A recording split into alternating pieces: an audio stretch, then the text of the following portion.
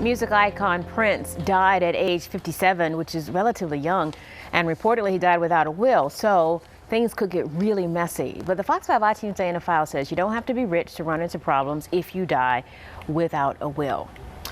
I'm feeling bad here because I don't have one. I know, we've talked about that, and we'll get to yeah. I'll have an admission to make here at the end. But before you think, how could Prince not have had a will? Well, consider this. Survey after survey shows 60% of Americans don't have one. In Prince's case, we're talking about hundreds of millions of dollars in assets and no living parents or living children that we know of. So you see the problems here. And if things weren't complicated enough, he has a lot of siblings. Now, it could be easier if he was worth, say, $300 million in cash. You simply divide it and go, but that's not how things generally work for rich people or for the rest of us. In Prince's case, it's being reported he's got this huge vault of unreleased music. So how do you put a price tag on that? Do you release it? Do you not release it? Well, the siblings will have to decide that, all of them. Now, how does this apply to me and you?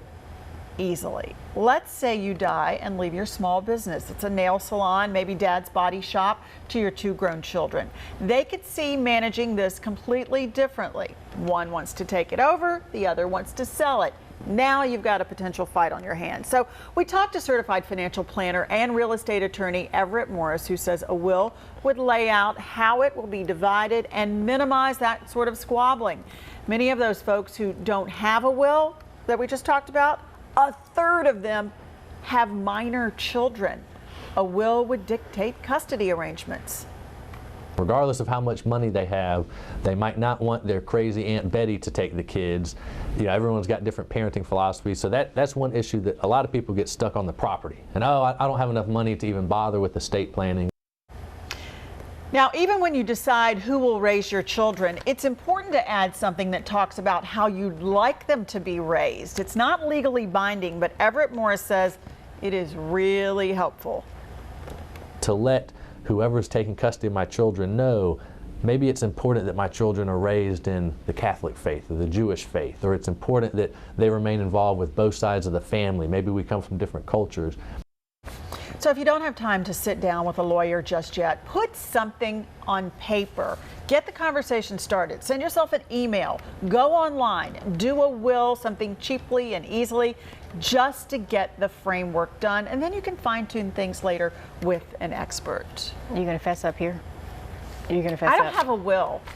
It's embarrassing. But 60%, you said 60%. I mean, not that that makes it right, but. No, I don't.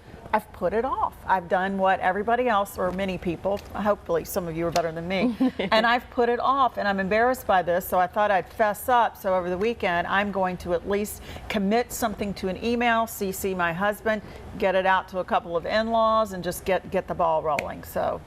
Because here's the thing, as Ben Franklin says, there are only a couple of things that are certain in this world. And this is one of them. And this is one of them. Everybody's going to die. We keep, it's not one of those things that's not going to happen. Yeah. It will, in fact, happen.